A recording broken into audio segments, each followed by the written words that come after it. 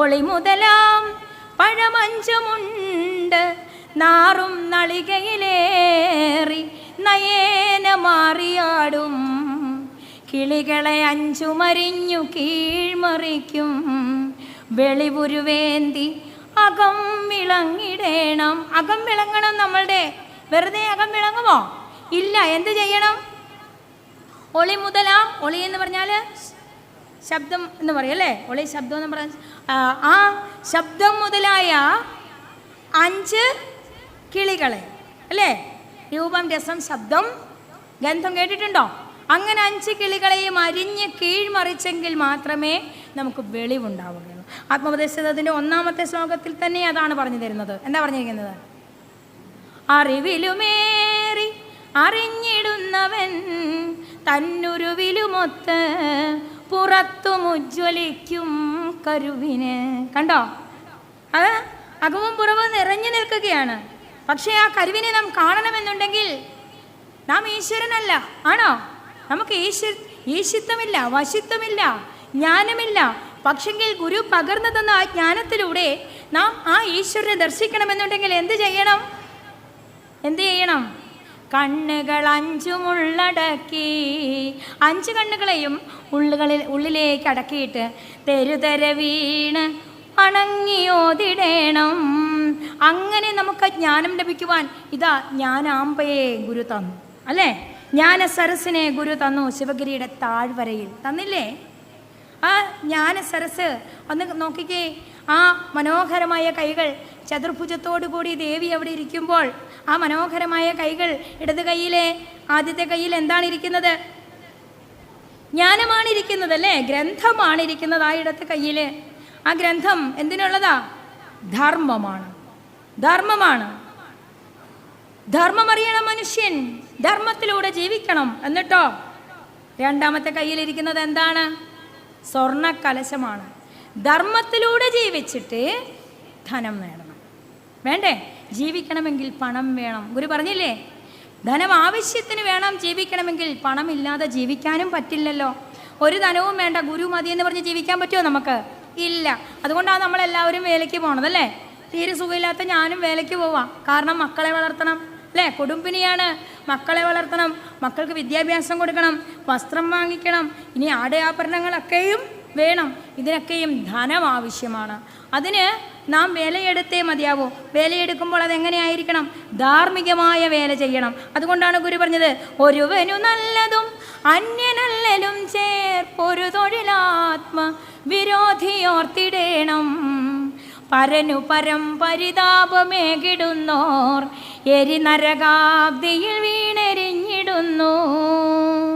കണ്ടോ? ഇവിടെ പരന് പരം പരിതാപമേകുന്ന യാതൊരു വേലയും ചെയ്യുവാൻ പാടില്ല. നമ്മളൊരു ജോലി ചെയ്യുമ്പോൾ അതും മറ്റുള്ളവർക്ക് ഗുണമുള്ളതായി മാറത്തക്ക രീതിയിലുള്ള വേല ചെയ്തുകൊണ്ട് കുടുംബം പുലർത്തുവാൻ ഇതാ ഗൃഹസ്ഥനോട് ഗുരു ആവശ്യപ്പെടുകയാണ്. അതുകൊണ്ടാണ് 1928 തീർത്ഥാടന സന്ദേശമായി ഗുരു തൃപ്പാദങ്ങൾ പറഞ്ഞത് 8 സന്ദേശങ്ങൾ അല്ലേ? 8 കാര്യങ്ങൾ നമുക്ക് തീർത്ഥാടന സന്ദേശത്തിൽ പറയുമ്പോൾ അവിടെ ഏറ്റവും പ്രധാനമായിട്ട് എന്താണ്? ഈശ്വരഭക്തിയും ശുചിത്വവും കൃഷിയും കച്ചവടവും അല്ലേ? കൈത്തൊഴിലും. അവസാനം പറഞ്ഞത് എന്താണ്? ശാസ്ത്ര സാങ്കേതിക വിദ്യ. കോത്താരി കമ്മീഷൻ ഇവിടെ വരുന്നതിന് മുമ്പ് ഇവിടെ ഇങ്ങനൊരു കാര്യം ആര് പറഞ്ഞു എന്ന് ചോദിച്ചാൽ 1968 കോത്താരി കമ്മീഷൻ ശാസ്ത്ര സാങ്കേതിക IT മേഖലയെ പറ്റി പറയുന്നത്. ഇതാ ഭാരതത്തിൻ്റെ തെക്കേറ്റത്ത് കേരളത്തിൽ ഇരുന്നു കൊണ്ട് ശ്രീനാരായണ ഗുരുദേവ തൃപ്പാദങ്ങൾ, സാക്ഷാൽ ഈശ്വര സ്വരൂപനായി ഇവിടെ ജനിച്ച ശ്രീനാരായണ ഗുരുദേവ തൃപ്പാദങ്ങൾ 1928 ആ ജ്ഞാന സരണിയിൽ നിന്നും നമുക്ക് പറഞ്ഞു തരികയാണ് ശാസ്ത്ര സാങ്കേതിക വിദ്യ. ഇന്ന് ഏറ്റവും പ്രധാനമായി നാം കൊണ്ടാടുന്നതാണ് അല്ലേ? വിദ്യാഭ്യാസ രംഗത്തെ വിപ്ലവമായി മാറിയിരിക്കുന്ന ശാസ്ത്ര സാങ്കേതിക വിദ്യയെപ്പറ്റി ആദ്യം പറഞ്ഞ മഹാമുനി ആര് തന്നെയാകുന്നു? ശ്രീനാരായണ ഗുരുദേവ തൃപ്പാദങ്ങൾ. അത് ഈഴവൻ മാത്രം പഠിക്കണമെന്നാണോ? അല്ല. എല്ലാവരും ഇന്ത്യക്കാരൻ മാത്രം പഠിക്കണമെന്നാണോ? അല്ല. ലോകമെമ്പാടുമുള്ളവർ പഠിക്കണം. വേണ്ടേ? ഇംഗ്ലീഷ് ലോകമുള്ള എമ്പാടുമുള്ളവർ പഠിക്കണം. സംസ്കൃതം നമ്മുടെ ഭാഷയാണ്, അത് നാം പഠിക്കണം. വേണ്ടേ? സംസ്കൃത ഭാഷയുടെ പ്രാധാന്യവും അതോടൊപ്പം തന്നെ ഇംഗ്ലീഷ് ഭാഷയുടെ പ്രാധാന്യവും നമുക്ക് പറഞ്ഞു തന്ന മഹാമുനി ശ്രീനാരായണ ഗുരുദേവ തൃപ്പാദങ്ങളാകുന്നു. യാതൊരു ഭേദവും കൂടാതെ മനുഷ്യരെ ഭേദമറ്റ നിലയിൽ കാണുവാൻ നമ്മെ പഠിപ്പിച്ച ശ്രീനാരായണ ഗുരുദേവ തൃപ്പാദങ്ങളാണ് ആദ്യമായിട്ട് മിശ്ര വിവാഹം നടത്തിയത്. ആണോ? അറിയാമോ മിശ്ര വിവാഹം നടത്തിയത് ആരാണെന്ന്? അതും ക്ഷേത്രത്തിൽ ആദ്യമായിട്ടൊരു വിവാഹം, ശാരദാ മഠത്തിൽ വെച്ച് ആദ്യമായി വിവാഹം നടത്തി ശ്രീനാരായണ ഗുരുദേവ തൃപ്പാദങ്ങൾ മാർഗരറ്റ് എന്ന് പറയുന്ന വിദേശ വനിതയെ ഇതാ കേരളത്തിലെ കരുണാകരൻ എന്ന് പറയുന്ന വ്യക്തിക്ക് വിവാഹം കഴിച്ചു കൊടുത്തത് ആരാകുന്നു? ശ്രീനാരായണ ഗുരുദേവ തൃപ്പാദങ്ങൾ. സംസ്കാരം അത് നമ്മുടെ രാജ്യം വിട്ട് മറ്റ് രാജ്യങ്ങളിലേക്ക് പോവുക, മറ്റ് രാജ്യത്തിൽ നിന്നുള്ള സംസ്കാരങ്ങൾ നമ്മുടെ രാജ്യത്തിലേക്ക് കൊണ്ടുവരുവാനും നമ്മെ പഠിപ്പിച്ചത് ആരാകുന്നു? ശ്രീനാരായണ ഗുരുദേവ തൃപ്പാദങ്ങളാകുന്നു. അവിടെ ഒരിക്കലും ഒന്നിനെയും ഭേദപ്പെട്ട് ഗുരു കണ്ടില്ല. കണ്ടോ? ഏണസ്റ്റ് ഗർക്ക് എന്ന് പറയുന്ന വിദേശി ഇതാ രമണ മഹർഷിയുടെ അടുത്ത് വന്നു. ഞാൻ പറഞ്ഞു, വാദിനാം വാദിനെ വാചം യമാനാം മൗനഭാജിനെ. തിരുവണ്ണാമലയിലിരിക്കുന്ന രാജർഷിയായ രമണ മഹർഷിയുടെ അടുത്ത് ശ്രീനാരായണ ഗുരുദേവ തൃപ്പാദങ്ങൾ കാഞ്ചീപുരം സന്ദർശിക്കുവാൻ ചെല്ലുന്ന അവസരത്തിലാണ് രമണ മഹർഷിയുടെ അടുത്ത് ചെല്ലണമെന്ന് രമണ മഹർഷി പറഞ്ഞത്. രമണ മഹർഷി ആരെയും ചെന്ന് കാണാറില്ല. ആകെ ശ്രീനാരായണ ഗുരുദേവ തൃപ്പാദങ്ങൾ ആകെ ചെന്ന് കണ്ട ഒരു വ്യക്തിയാണ് ആര്? രമണ മഹർഷി. ഈ രമണ മഹർഷിയുടെ അടുത്ത് ചെന്ന് രണ്ടാളും ഒന്നും മിണ്ടാതിരുന്നിട്ട് പോന്നു എന്നാണ് പറയുന്നത്. രണ്ടാളും ഒന്നും മിണ്ടിയില്ല. പക്ഷേ മിണ്ടേണ്ട കാര്യം ഗുരുതൃപ്പാദങ്ങൾ മഹർഷിയുടെ ഡയറിയിൽ എഴുതി വെച്ചു.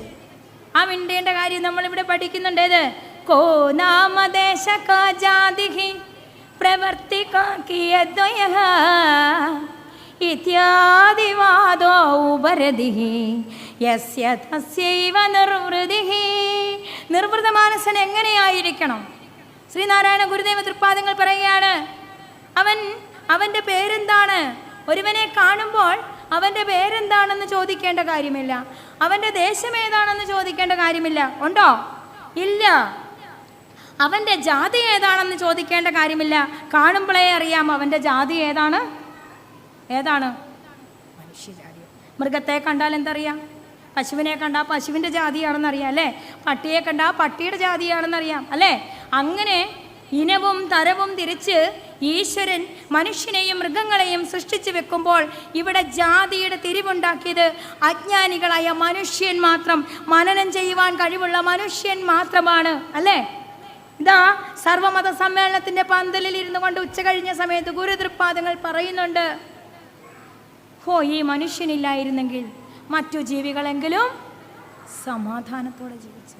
ഇപ്പോൾ ഇവിടെ സമാധാനം കെടുത്തുന്നത് മറ്റു ജീവികളാണോ? അല്ല, ജ്ഞാനമില്ലാത്ത മനുഷ്യരാണല്ലേ. ഗുരുവിൻ്റെ കൈപിടിച്ചാണ് നാം നടക്കുന്നതെന്ന് പറയുമ്പോൾ ഇതാ ജ്ഞാനമില്ലാത്ത മനുഷ്യൻ ഇവിടെ വേർതിരിവുകളുടെ വേലികൾ സൃഷ്ടിച്ചുകൊണ്ട് ഈ ഭൂമിയെ യുദ്ധക്കളമാക്കി മാറ്റുമ്പോൾ ഇത് ശ്രീനാരായണ സൂര്യൻ ഇവിടെ ഉദിച്ചു നിന്നുകൊണ്ട് ഈ വേലികളെയെല്ലാം ഒന്ന് കത്തിച്ച് കളഞ്ഞിട്ട് ഞാനും നീയും ഒന്നായി തീരുന്ന ആ അവസ്ഥ ഈ ലോകത്തിനുണ്ടാകണമെന്ന് പറഞ്ഞു തന്നുകൊണ്ട് ഏണസ്റ്റ് ഗർക്ക് എന്ന് പറയുന്ന ആ വിദേശി ഇതാ രാജർഷിയായ രമണ മഹർഷിയുടെ അടുത്ത് ചെന്നപ്പോൾ സന്യസിക്കുവാൻ ഏറ്റവും നല്ലത് എവിടെയാണ്? ശിവഗിരിയിലിരിക്കുന്ന ശ്രീനാരായണ ഗുരുവിൻ്റെ അടുത്താണ്. അങ്ങനെ പറഞ്ഞുകൊണ്ട് ശ്രീനാരായണ ഗുരുദേവ തൃപ്പാദങ്ങളുടെ അടുത്ത് വന്ന് സന്യാസം സ്വീകരിച്ചപ്പോൾ കാഷായ വസ്ത്രം കൊടുത്തില്ല. കാഷായ വസ്ത്രം കൊടുത്തില്ല സന്യാസിക്ക്. എന്താണ്? സന്യാസ ദീക്ഷ കൊടുത്തപ്പോൾ അദ്ദേഹത്തിൻ്റെ രാജ്യത്ത് ഉപയോഗിക്കുന്ന ഷൂസും ഇതാ കോട്ടും പാൻറ്റും ടൈയുമാണ് സന്യാസ ദീക്ഷയായിട്ട് കൊടുത്തത്. ഏതെങ്കിലും മുനിക്ക് പറ്റുമോ? പറ്റില്ലല്ലേ. സന്യാസികളിൽ ഇങ്ങനെ ഇല്ലില്ലോ വന്യാശ്രമമേലുന്നവരും ശ്രീ ഗുരുമൂർത്തേ. നാം പഠിക്കണം ഗുരുവിനെ, അറിയണം ഗുരുവിനെ. ഞാനും നീയും ഒന്നായി തീരുവാൻ അല്ലേ? സർവ്വലോകങ്ങളും ഒന്നായി തീരുവാൻ ഞാനെന്ന വാക്ക് ഉപേക്ഷിച്ചുകൊണ്ട് നമ്മളെന്ന വാക്കിനെ സ്വീകരിച്ചുകൊണ്ട് ഈ ലോകത്ത് ഈശ്വര സാക്ഷാത്കാരം നേടുവാൻ ഏറ്റവും ഉപയുക്തമായ മാർഗം ശ്രീനാരായണ മാർഗമാണ്. ആ ഒരു മാർഗത്തിലൂടെ ചരിച്ചാൽ എന്താണ്? നാം എത്തേണ്ടടുത്ത് എത്തും. ശ്രീനാരായണ മാർഗം എന്ന് ഞാൻ പറയുമ്പോൾ ഇവിടെ ഇരിക്കുന്നവരെല്ലാവരും ശ്രീനാരായണ ഗുരുവിനെ അനുസന്ധാനം ചെയ്യുക എന്നുള്ളതല്ല, ഗുരുവിൻ്റെ വചനങ്ങളെ അനുസന്ധാനം ചെയ്യുമ്പോൾ യഥാർത്ഥ മനുഷ്യരായി ജീവിക്കുവാൻ നമുക്ക് എല്ലാവർക്കും ഈശ്വരൻ വഴിയൊരുക്കി തരും. ആ വഴി എല്ലാവർക്കും തെളിഞ്ഞു കിട്ടട്ടെ എന്ന് പറഞ്ഞുകൊണ്ട് എൻ്റെ വാക്കുകളൊക്കെ ഭഗവാന്റെ പാതാരവിന്ദങ്ങളിൽ നിന്ന് ഞാൻ കടമെടുത്തതാണ്. അതൊക്കെ തിരികെ ആ പാദത്തിലേക്ക് സമർപ്പിച്ചുകൊണ്ട് നിർത്തുന്നു. നന്ദി, നമസ്കാരം. ഗുരുധർമ്മം വിജയിക്കും.